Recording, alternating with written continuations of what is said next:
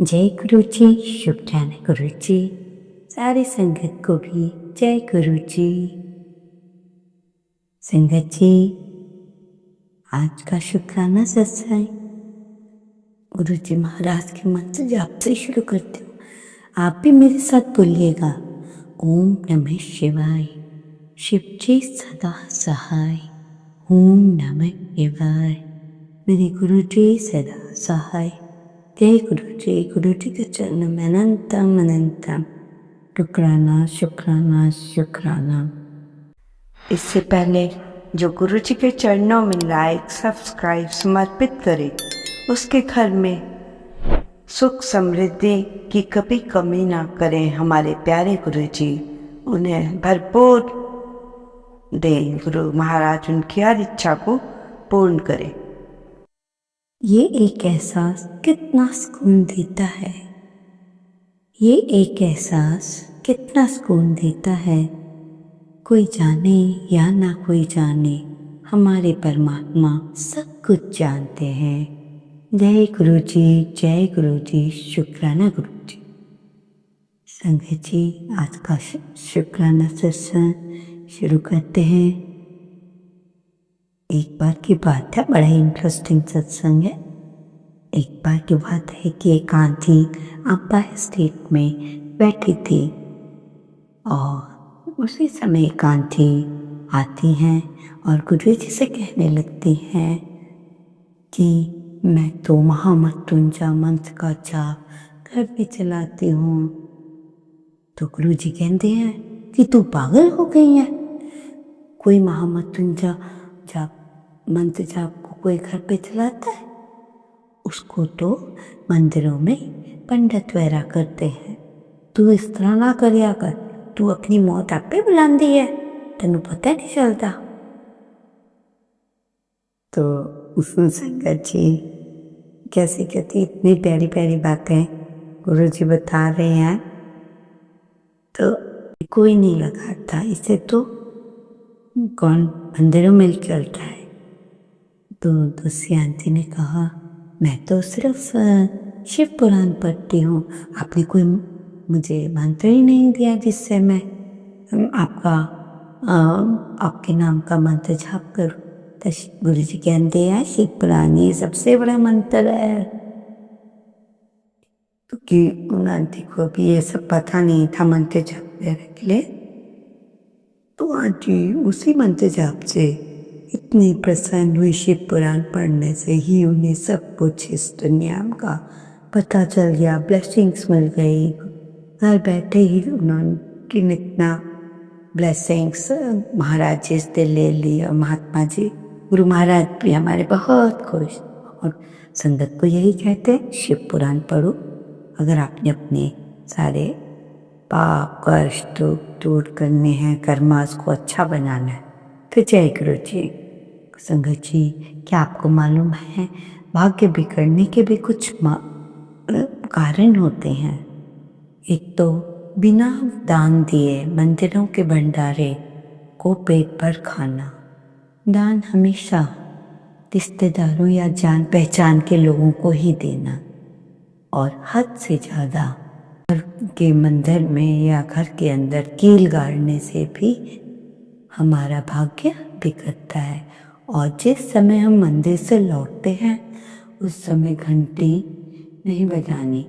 चाहे बुजुर्गों बच्चों के से खरीदारी के समय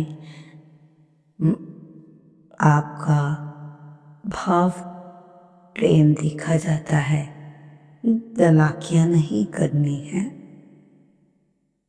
ये ऐसे करने से हमारा जो भाग्य है बिगड़ता है। जो काम करना है सच्चे मन से करना है, दिखावा नहीं करना, सच्चे भाव से करना, इसमें यही बताया गया है। संगत जी, ऐसा कहा जाता है जो ज्यादा बोझ लेकर चलता है हमेशा डूब जाता है। फिर चाहे वह बोझ का सामान हो या अभिमान का। समझने वाले समझ गए, जो ना समझे वो अनाड़ी हैं। जय गुरु जी। मैं तुम्हारी शक्ति हूँ। तुम जिस भी स्थिति से गुजर रहे हो, मुझे सब पता है। धैर्य रखो, जल्द ही सब कुछ ठीक हो जाएगा। जय गुरु जी। संगत जी, सभी के लिए संदेश है कि हमारे प्यारे गुरु महाराज जी का, कि तुम मेरे नाम का एक दीपक अपने घर पर रोज जलाते हो, पर उसी के साथ ही आपने एक दीपक कुल देवी का नाम का भी जलाना है। जय गुरु जी।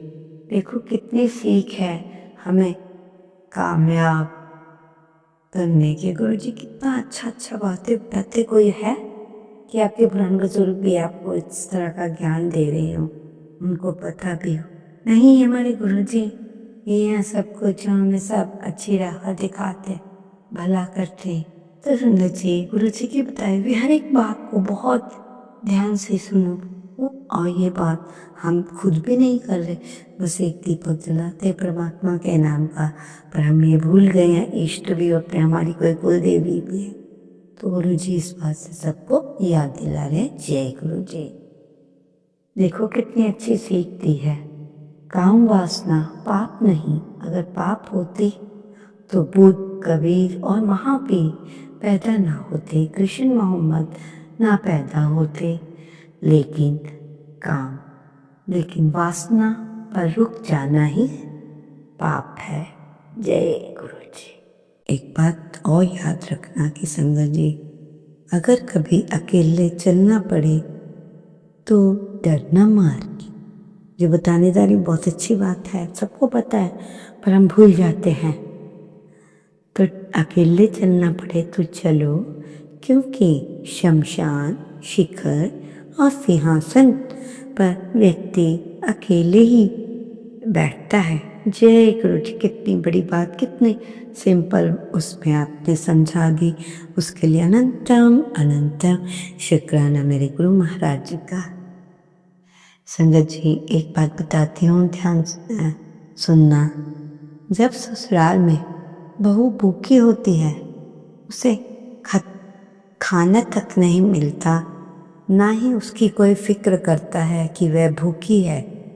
लेकिन बहू के रहने पर यदि घर का कोई सदस्य भूखा रह जाता है तो तांडव मच जाता है। ये बात मैं एक स्वयं से कह रही हूँ, ये बात किसी ने हमें वो नहीं की है, मतलब एक समझ वाली बात है कि बहू के साथ कैसे वो होना। ऐसा किसी के साथ नहीं हुआ, ना मेरे साथ, पर ये बात मैंने कहीं पढ़ी थी तो मुझे बहुत अच्छी लगी। मैंने कहा थोड़ा सा ज्ञान मैं अपनी संगत को भी दे देती हूँ। जय गुरु जी। जय गुरु जी। तो आपको कितना समझ आया इस बात से संगत जी? आशा है कि आपको बहुत बड़ी बात बता दी मैंने। संगत जी, बड़े ज्ञान की बात है। जो मुझे समझ ना सका उसे हक है, जो मुझे समझ ना सका उसे हक है मुझे बुरा कहने का, लेकिन जो मुझे जानता है वो जान देता है।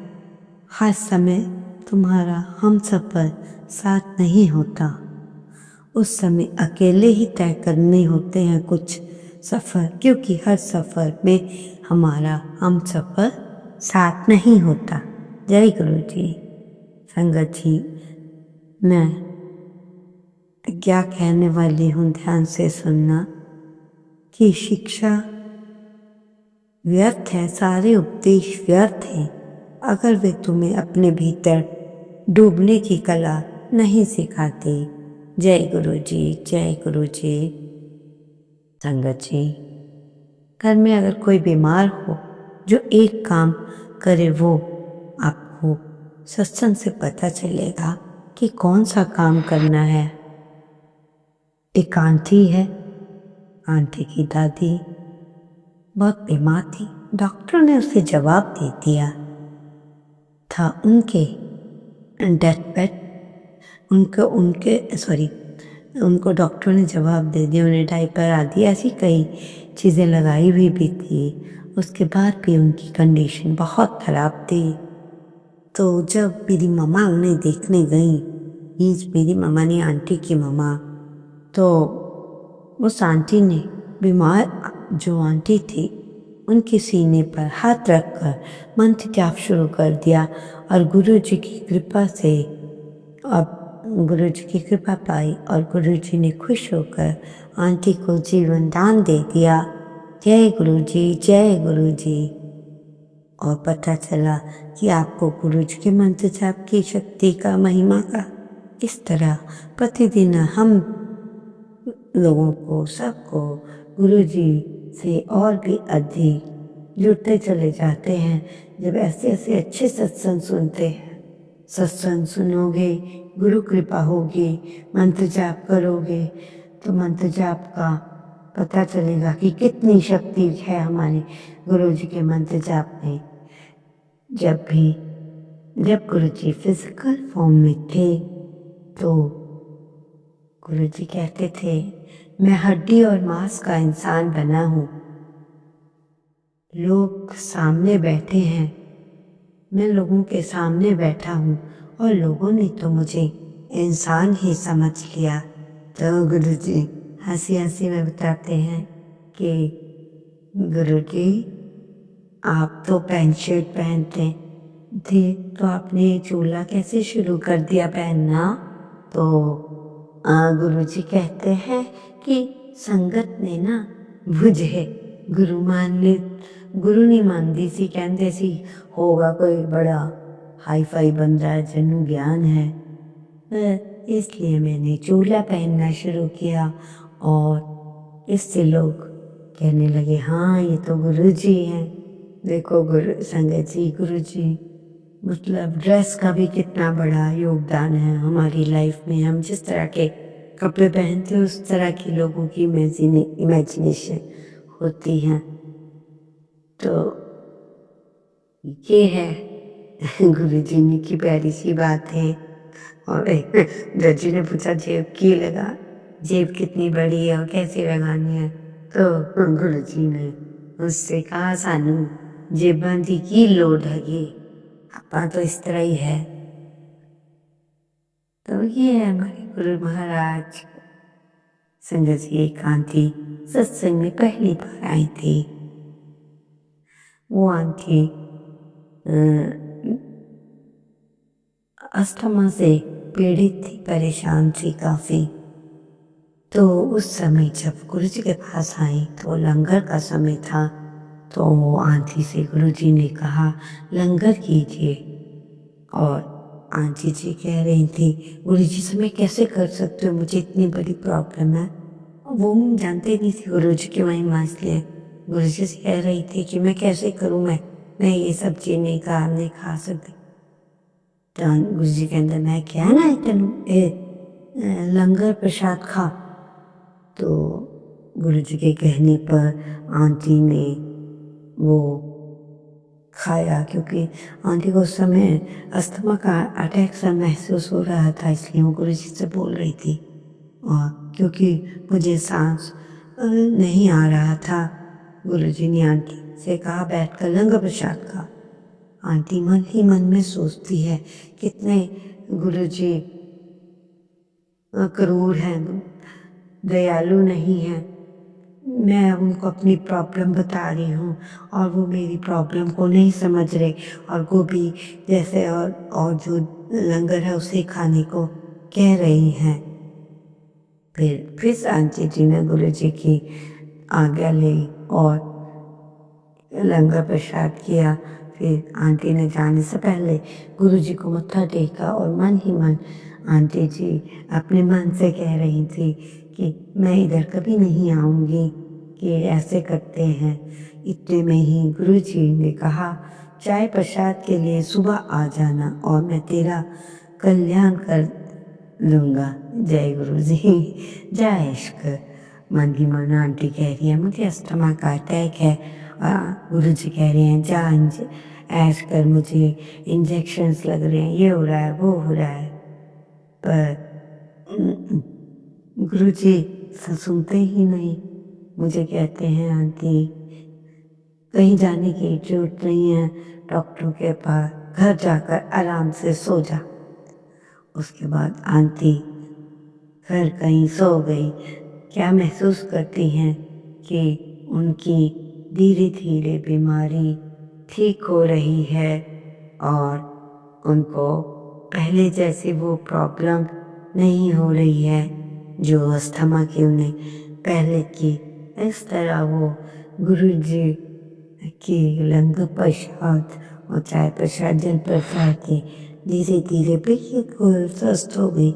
हर सत्संग में आपको गुरु जी के जल प्रसाद, लंग प्रसाद और चाय प्रसाद की महिमा का पता चलता है। इसलिए अब मतलब तभी कि गुरु जी ने कैसे चमत्कार किया अपने इसी प्रसाद से। तो संगत जी गुरु जी पर दृढ़ विश्वास रखिए, उन पे पूरा विश्वास रखिए, उन्हें आजमाइए नहीं, उनका टेस्ट मत लीजिए। टेस्ट लेने वाले का तो हाल बुरा हो जाता है।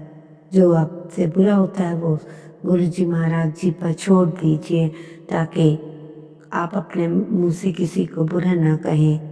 और गुरु जी आप ही हमारे गुरु जी हैं, जो ये कह रहे हैं हमें बुरा तो लग रहा है, हम भी जवाब दे सकते हैं, पर हमने आपको मान लिया है, आप ही के ही ऊपर अपना ये सब कार्य छोड़ दिया। जो आपने इनका करना है वो करो, हमें नहीं पता। हम तो यही चाहेंगे कि सारी संगत सबका भला करे, निंदा चुगली सब छोड़ दें, क्योंकि निंदा चुगली गुरु जी को बिल्कुल भी पसंद नहीं है संगत जी। तो ऐसे गुरु जी ने सबको ठीक कर दिया। पुरानी संगत के अगर आप सत्संग सुनोगे तो हैरान हो जाओगे कि कितनी प्यारी प्यारी बातें।